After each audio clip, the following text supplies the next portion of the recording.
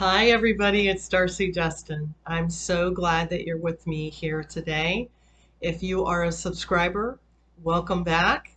Thank you so much for following me and staying with me and being with me. If you're new here today, I love it and I hope that you will come back. I have been doing a few talks about dating, which I love to talk about, which is kind of funny because I'm not dating. If I was dating, I think my husband might have a problem with it. But anyway, so I'm not dating. But I have friends that are dating, and I have clients that are dealing with dating. And in midlife, it can really pop up again, right? You could lose your spouse, your marriage doesn't go the way you want it to, and there are plenty of women out there looking and dating, and it's a whole new brave world. So it's exciting, though. Let me tell you, it's very exciting because for the first time in your life, you really get to decide what's best for you. And you're more mature, you've made really good decisions, and hopefully you're ready to date. I did a whole talk about that. Being ready to date is really important, and dating after divorce and trauma is another one. So you can check those out. But um, in the meantime, I have dated off and on in my life because my first husband liked me, which was great, but he liked a lot of other women too, which was not great. So I dealt with that for a while, and I had kids, and I ended up having to leave that marriage. And so I was single for a while. In fact, I was a single mom. I was dating, and it was really interesting to say the least. But that was a long time ago. I was only in my 30s. So I actually think that it's probably better to be dating when you're a little bit older and really know what your expectations are and what you want. And it can really, really be powerful, and it can be a really fun time for you. So today we're going to talk about the 10 warning signs so that you need to be aware of, pay attention to, and possibly even run the other way if you see one of these warning signs.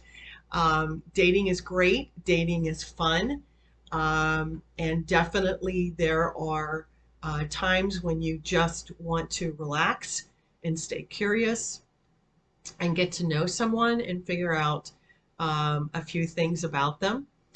But as you get to know them, it could be the first date, it could be the fifth date.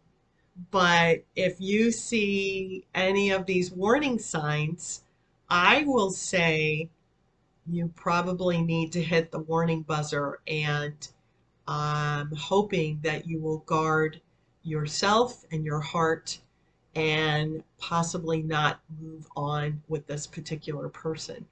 Um, and I think you will realize when I start talking about them how important they are. Um, Sometimes we are not aware of how important these types of things can be.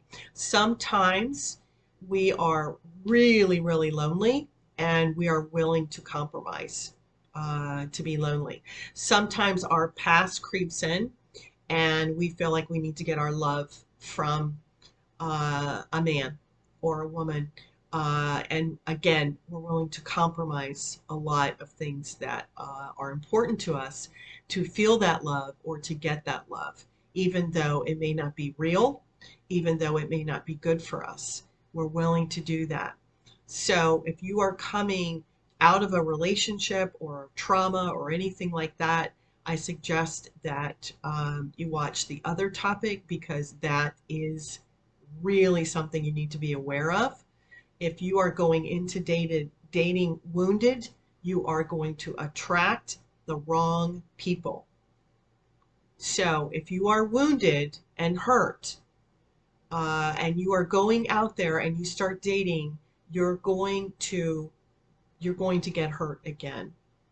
And so I would recommend um, a therapist. I would recommend group therapy, a therapist, journaling, You need to not be wounded and hurt when you start dating again, because it will attract the wrong people. How do I know this? Because I went through this. And so I am really aware of this.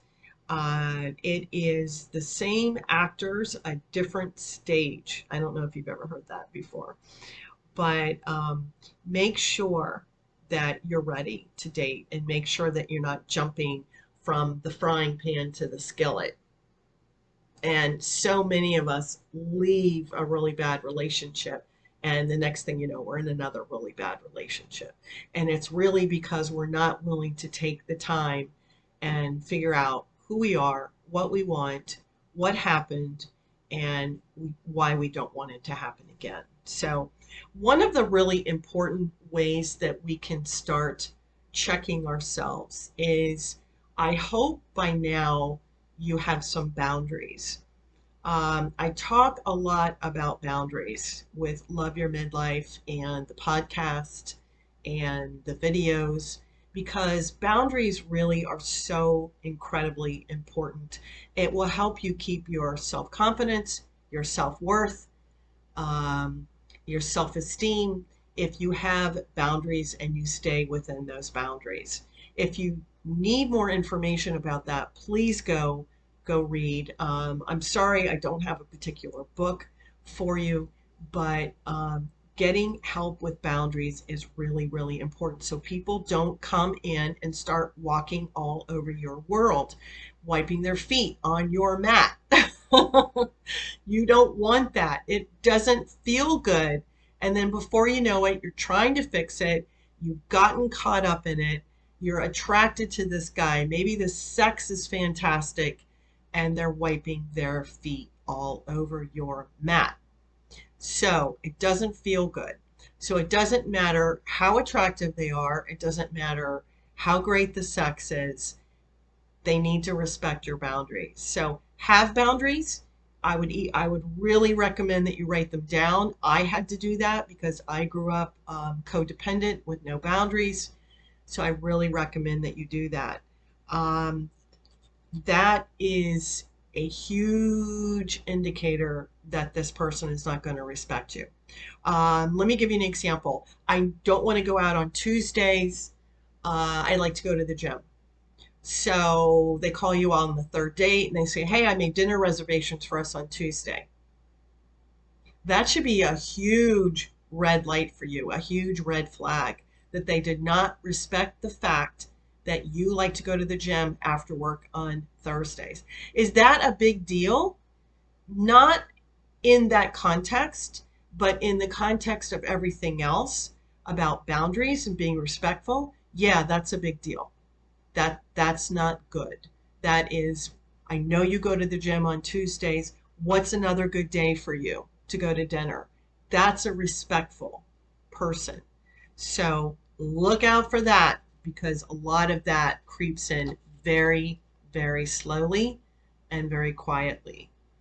The other warning sign is someone who talks about their ex a lot. Now, some guys are just super chatty and they want to talk about their family, or maybe they want to talk about their kids. But anyone that is still hung up on their ex, whether it's hate or love, that is not someone that's probably ready to date. So, and you can usually tell if you just pay a little bit of attention, they're either really, really angry, or they're still in love with that person. So either way, you probably don't want either one of those scenarios. I know I wouldn't want that. I actually had a friend, this is funny. I actually had a friend and she went on a date with a guy and he's like, yeah, I can't believe my ex-wife, she's such a B word, got a restraining order on me. Okay, that would be a deal breaker for me. A, you're divorced. And B, a restraining order means that you could be violent and you're probably angry and you have a whole bunch of emotional issues. So she still went out with him like 3 or 4 more times.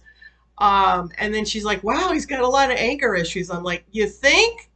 Come on, snap out of it.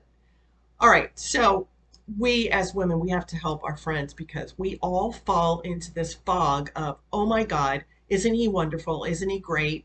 And meanwhile, there's all this other stuff going on that's nasty and it's not what you want. Okay, you don't want that. Number three, someone that is not in line with your values and your beliefs. Um, Again, this will come up in a very subtle way. Yeah, I went somewhere and there was something sitting there and I just took it. My belief system is that that is stealing, and I would not like that. That would be a huge warning for me that this person doesn't mind taking things that don't belong to them. Now, everybody has different beliefs and different values, and hopefully you know what yours are. If you don't, I would really recommend you do it. But that can cause a lot of problems. So, especially if they know what your beliefs and values are and they trample on them, that is 911. You need to run for the door. That is not good. That is not a place that you want to be in. Um, Along with respect, that they don't really respect your job, your kids, where you live. And these will come out in comments. They'll make comments about your house or they'll make comments about your kids. And you may not think it's a big deal at the time, but that's them sort of whittling away at your life and devaluing you. And you don't need to be with someone who doesn't hold you up in the highest value. So that is a 911. You need to be very, very careful of that. The next couple things we're going to talk about are usually really centered around a narcissist. A narcissist is someone who did not get their love bucket filled when they were growing up, and they have very distinct characteristics. I will say narcissists go the full spectrum. So they go from the gaslighting all the way to making you think you're crazy, down to just being jealous and um, having a few narcissistic traits. So they can be all over the place. But a narcissist is still a narcissist. They have no empathy. I'm not going to go into it, but if you think that you're dating a narcissist, you really, really, really need to think about that twice. They're very hard to break up with. They're like gum on the bottom of your shoe. Good luck. And they can create a lot of mental damage for you because they are mental damaged. They are mentally damaged. Sorry. Um, but what happens is you might feel sorry for them. You might feel like you can fix them. Go read a bunch of articles about narcissists. They don't get repaired. It's not like you can take them to the shoe repair and you come back and they're repaired. They don't. They don't heal. They don't get repaired. Some of them get a little bit better, but a lot of times they can even get worse.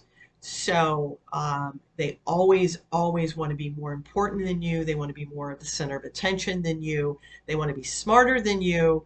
And we're going to talk about a couple of those things. But I can tell you, I was married twice to a narcissist. Very often, if your dad is not emotionally available, you are a prime candidate for a narcissist who is also not emotionally available. Big shocker there. And I have a whole talk about that too, about how that can just be a great way to look into our past and see how that has left some of the scars that we still need to deal with. But anyway, moving right along. Um, Narcissists are really, really good. I would say they are professional at love bombing you. Now, a lot of people have heard these terms. 20 years ago, it just didn't really exist. Thank goodness there are therapists, there are specialists that have gone out there and said, wait a second, you're not crazy. You're with a narcissist. So what's really tricky about a narcissist is that they love to love bomb you in the beginning. And love bombing is way too much, way too soon, and it doesn't really end. So it immediately feels good. They show up at your door, they bring you flowers, they made reservations for you at your favorite restaurant, they can't believe how beautiful you look, they ordered your favorite wine. And even though you don't want them to come back home with you, they figure out a way to get into your house, and it's way too much. And if it feels like it's way too much, that's because it is. A normal guy is not going to love bomb you like that. They want to text you all the time. They want to call you all the time. Um, and let me just cut this story short for you. It doesn't last. So narcissists love bomb you to get you. It's always in the dating process. And at some point, if you get married, it'll stop. Um, Often, if you don't get married, they will move on to another woman and it will stop.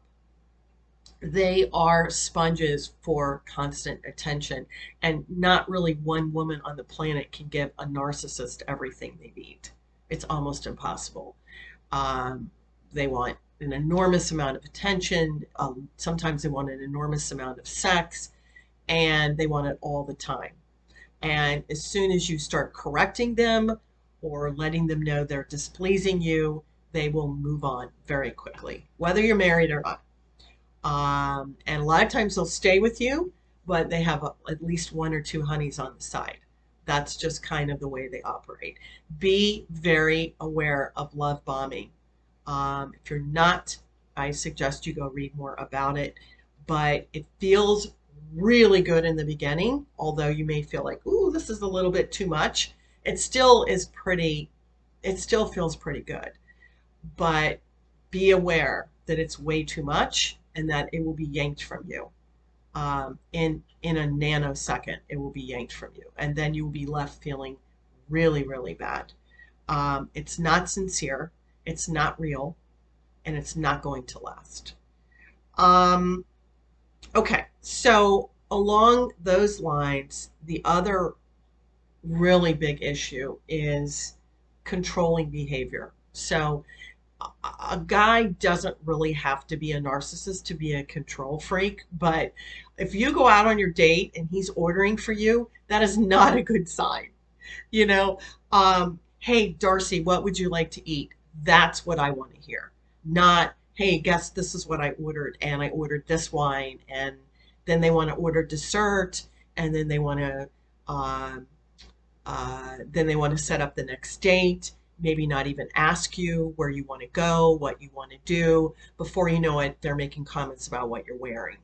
So very often that could be a type A personality, it could be a perfectionist personality, but it could also be a narcissist. I guarantee you it will not feel good. So whatever doesn't feel good when you're dating, amplify that times, 500 million thousand. If you keep dating this person, it's only going to get worse. People don't wake up one morning and go, oh, I'm not going to be controlling anymore. Doesn't happen. Um, the other the other thing about that is anyone that's making comments about other women, that is a warning. I would run the other way. If they're flirting with the waitress, they flirt with your neighbor, they make comments, that is extremely inappropriate behavior. Do not make excuses for it. Do not make excuses for it. It's not acceptable behavior to be with someone and they are coming on to or flirting with anyone else. The other thing that is really, really, really a huge warning is anybody that lies. So again, you do not make excuses for it. Maybe they lied about where they worked. Maybe they lied about where they grew up. Maybe they lied about their past. But lying is a deal breaker for me, and it should be for you too. Um, that means that they have all kinds of issues. A lot of times it's centered around massive insecurity, but again, that's a person that has a lot of issues. And do you really need to be in that? So lying is a deal breaker for me, and it should be for you. And it doesn't matter whether you catch them lying once or you catch them lying, multiple times. A lie is a lie is a lie. So be aware of that. Okay, the other thing that's so incredibly important, and a lot of times this does go back to narcissists, but when you're dating someone and you start noticing they're not emotionally available, that's not going to change. FYI. They're not going to wake up one morning and be empathetic. So it may have been something that happened to them. It may be a personality disorder. It could be a lot of different things. But that is something that would be a deal breaker for me. And I would not be interested in dating someone that was not emotionally available. And I have a hot button for that because I was attracted to people like that, again, because my dad was that way. And it leaves you feeling very alone and very empty. And when you really need to be told that they love you or they care about you, they don't. Nothing comes out of their mouth. And you might think it's you, it's not you, it's them. So if they're not able to communicate and be with you emotionally, and I don't mean sexually, I mean talk to you, then that might be something that might really hurt you and might really leave you feeling empty and alone. The other thing is someone that is massively insecure, and we kind of touched on this a little bit, but that's another person that's going to need to be the center of attention. They're going to be making up things.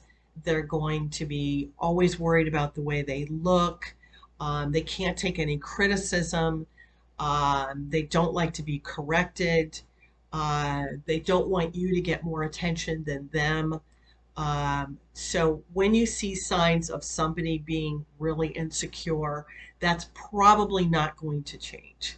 That's probably a personality, part of their character. They're just going to be insecure. And they'll have a really hard time complimenting you, supporting you. They don't want you to be better than them. It's really very sad. Don't get me wrong. It's incredibly sad. It's like you're a grown freaking man. Deal with it. But the reality is they don't. And the reality is you're the one left alone. A lot of these warning signs can leave you feeling unloved, unwanted, and alone. And that's not what we're going for. We're going for feeling fulfilled, feeling joy, feeling love, feeling great. That's what another person needs to bring into your life, not any of this junk. Okay, so the last one is someone that's codependent and too needy.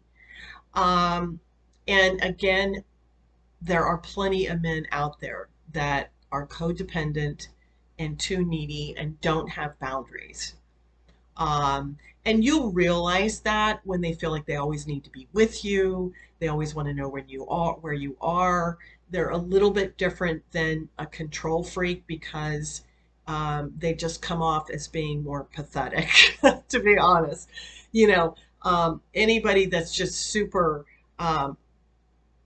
codependent, I mean, you can look it up and do a little bit more research on it, but that is something they can go and get help for. That is something that they can get treated for. They can go to a therapist. Granted, it's some work to not be codependent, but it's not as bad as some of the other things that we've talked about that may not be able to be treatable, or they don't even want to be treated. So the first thing with someone that's codependent or too needy is, are they aware of it, and would they be willing to go get help for it? Then I might be willing to listen and see what's going on there. I'm not really attracted to men that are needy. I'm really, in my past, I've been one of these crazy women that are attracted to the men that are really strong and unavailable, you know. So you have to think about that.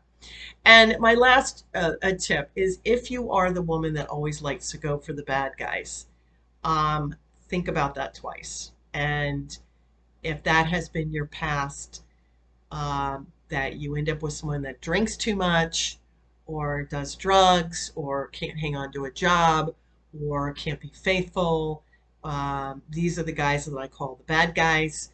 Um, that's a lot of heartache for you and a lot of angst. And if that's what you want, that's fine, but just know that's what you're stepping into it. Um, so alcoholism is really, really rampant, and it can be a huge problem. So you have to think about these things before you're willing to invest into this person. So those are the top 10 warning signs that you need to be extremely aware of. Protect your soul, protect your heart. In some cases, maybe even protect your body. Um, and if you're not sure what's going on and you're super uncomfortable, you need to ask for space. And if they're not willing to give you space, you need to cut that off immediately. That could be a very dangerous person, dangerous emotionally and even dangerous physically. Okay, some of these people do get physical, and you might not find out about that until later. So guard your heart, guard your life. You're in control. Know what types of personalities are out there and know what types of people are out there. And very, very often we get sucked into these guys who say, you know, I don't know why my wife left me and blah, blah, blah, blah, blah. And they've got this huge sob story.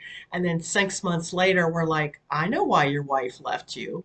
You are an asshole. That's why your wife left you. So see if you can get ahead of the curve and not wait until you're 6 months into it or 4 months into it or whatever, because it would be great if you could just know what some of these warning signs are, know what your boundaries are, know what you're willing to accept and not accept, know what you're expecting in a relationship and from another person. And that's what you need to stand firm on, and that's what you need to stay with. And don't go off of it just because he's super hot. That will leave you pain. All right. So if you have any questions about dating, send them to me. If you want to have any more videos about dating or podcasts, let me know. I'm on YouTube. I'm Your Dreamy Podcast, and I would love to help you in any way possible. So subscribe to the channel, and as always, you can always reach out to me. So bye, babes.